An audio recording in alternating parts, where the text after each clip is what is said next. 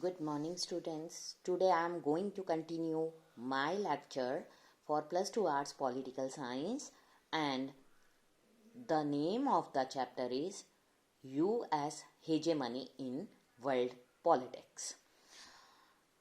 Let us start this chapter with a few incidents. Ayesha, Jabu, and Ray. First of all, Ayesha. Ayesha was well done her studies at high school in outskirts of Baghdad. She was planning to study medicine in university and wants to become a doctor. But once upon a time, an incident happened in which missiles slammed into an air raid shelter in which she was hiding with her friends. In this incident, she lost a leg in 2003. Now, she is learning to walk all over again. She still plans to become a doctor, but only after the foreign armies leave her country. Now, next story is Jabu. Jabu is talented young artist. She lives in who lives in Durban. Durban is in South Africa. His paintings are heavily influenced by traditional tribal art form. He wants to go to art school, but his father ran his own business, but the business was not profitable. So his father wants that he gets MBA degree and join the family business, so that after joining family business become profitable. Andrei, एक young man living in Perth Australia, उसके जो parents थे वो migrate करके Russia से आए थे. एंड्रई की मदर हमेशा उससे एंग्री रहती थी जब वो ब्लू कलर की जीन्स पहनकर चर्च जाता था. वो चाहती थी कि एंड्रई जो है वो रिस्पेक्टेबल क्लोथ्स पहन के चर्च जाए, बट एंड्रई ने अपनी मदर को कहा जीन्स जो है वो कूल हैं और उससे उसको सेंस ऑफ फ्रीडम मिलती है. तो उसके एंड्रईज के फादर ने अपनी वाइफ को समझाने की कोशिश की कि वो भी जीन्स पहनते थे जब वो यंगस्टर थे और लेनिनग्रेड में रहते थे. एंड्रई हमेशा अपनी मदर के साथ आर्ग्यूमेंट करता था. जाबू जो था वो हमेशा ही उन सब्जेक्ट्स को लेने के लिए इग्नोर करता था जिसमें उसका कोई इंटरेस्ट ही नहीं है. इन कंट्रास्ट आयशा, जिसने अपनी लॉस्ट हर लेग वो बच गई और वो सरवाइव करना चाहती थी. How can we discuss their problem in the same breath? We can, must do so. Now we will meet Ayesha, Jabu and Ray again. But let us first start how US hegemony began and how it operates in the world today. America, United States of America, USA. But it may be useful to remind ourselves the expression America covers two continents of North and South. And US is the only one of the countries of the American continent. As we talk about USA means United States of America. It covers two continents, North America and South of America. But only when United States we discuss about countries of American continent.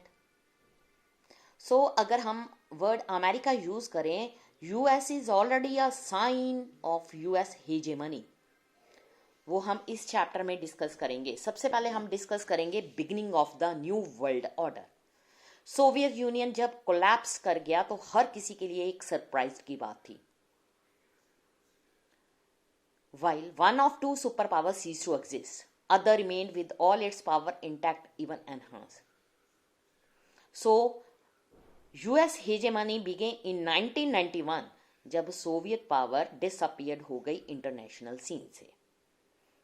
ये बिल्कुल ठीक था, but हमें इस चीज़ की study करने से पहले इसको अपने माइंड में रखना पड़ेगा कि कोल्ड वार के दौरान टू सुपर पावर जो थी वो उन्होंने पूरे इंटरनेशनल लेवल पर अपनी सुपरमेसी बनाई हुई थी। First, we shall see in this chapter some aspects of US hegemony. वो वाले एस्पेक्ट जो 1991 तक अभी तक इमर्ज नहीं हुए थे, but in fact go back to the end of Second World War in 1945. दूसरा fact, US did not start behaving like a hegemonic power 1991. सो ये क्लियर हो जाता है कि वर्ल्ड जो था वो उस टाइम हेजेमनी पीरियड में रह रहा था. Let us therefore look at this process by which US hegemony got established more closely. सबसे पहले हम बात करेंगे इंसिडेंट्स की. इन अगस्त 1990 इराक ने कुवैत पर कब्जा कर लिया. क्योंकि उसने इसको जीत लिया, कई बार उसने डिप्लोमेटिक अटेम्प्ट किए थे बट फेल हो गया at convincing Iraq to quit his aggression. अब क्या किया, यूनाइटेड नेशन ने कुवैत की लिबरेशन के लिए फोर्सफुली मिलिट्री को अरेंज किया. But UN, United Nation of organisation ने कहा कि ये एक ड्रामेटिक डिसीजन है after years of deadlock during the cold war. जो यूएस के प्रेसिडेंट थे जॉर्ज H.W. बुश, उन्होंने कहा कि अब एक नई इमरजेंसी हुई है, new world order. 660,000 troops from 34 countries Iraq के खिलाफ लड़ी, उसको हरा दिया और इस चीज को नाम दिया गया first gulf war. However, United Nation Organization के जो ऑपरेशंस थे उनको उन्होंने नाम दिया ऑपरेशन डेजर्ट स्टॉर्म.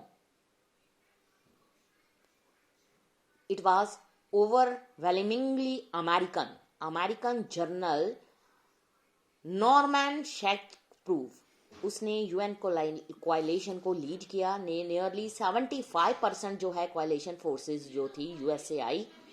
जो इराकी प्रेसिडेंट था सद्दाम हुसैन, उसने ये प्रॉमिस किया था the mother of all battles. The Iraqi forces जो थी उन्होंने क्विकली डिफीट कर दिया और forced to withdraw from Kuwait.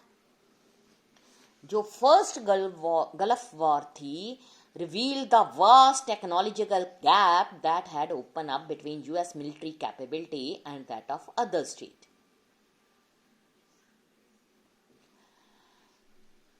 उस टाइम यूएस ने स्मार्ट बॉम्ब्स का यूज किया. कुछ ऑब्जर्वर्स जो थे उन्होंने इसको गल्फ वॉर को कंप्यूटर वॉर का नाम दिया, क्योंकि ये वाइड स्प्रेड टेलीविजन कवरेज थी जिसने इसको वीडियो गेम वॉर का नाम दिया. जो व्यूअर थे पूरे वर्ल्ड में, उन्होंने इराकी फोर्सेस की जो डिस्ट्रक्शन थी लाइव टीवी पर देखी और कंफर्टेबली उन्होंने अपने रूम्स पर बैठ कर देखी. Incredibly US actually have made a profit from the war. Reports के अकॉर्डिंग यूएस ने बहुत सारी मनी को रिसीव किया from countries like Germany, Japan, Saudi Arabia. वो मनी इतनी थी जितनी उसने वार पर भी नहीं स्पेंड करी थी. Clinton year, first world gulf war जीतने के बाद जॉर्ज H.W. बुश जो है 1992 में यूएस प्रेसिडेंशियल इलेक्शन हार गया. William Jefferson, bill Clinton democratic party का था, उसने फॉरेन पॉलिसी इश्यूज पर कैंपेन चलाई. उसने 1996 में इलेक्शंस को जीत लिया. अब वो लगभग 8 इयर्स तक प्रेसिडेंट ऑफ यूएस रहा. क्लिंटन ईयर में यूएस जो है उसने विड्रॉन इनटू इंटरनल अफेयर्स और पूरी तरह से वो एंगेज नहीं था वर्ल्ड पॉलिटिक्स में। अगर हम फॉरेन पॉलिसी की बात करें, क्लिंटन की जो गवर्नमेंट थी वो फोकस कर रही थी सॉफ्ट इश्यूज पर, like democracy promotion, climate change, world trade.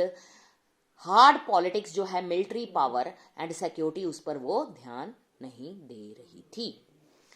तो यहाँ से बहुत सारे चेंजेस हुए, वो मैं आपको अपने अगले लेक्चर में बताऊंगी। Thank you students.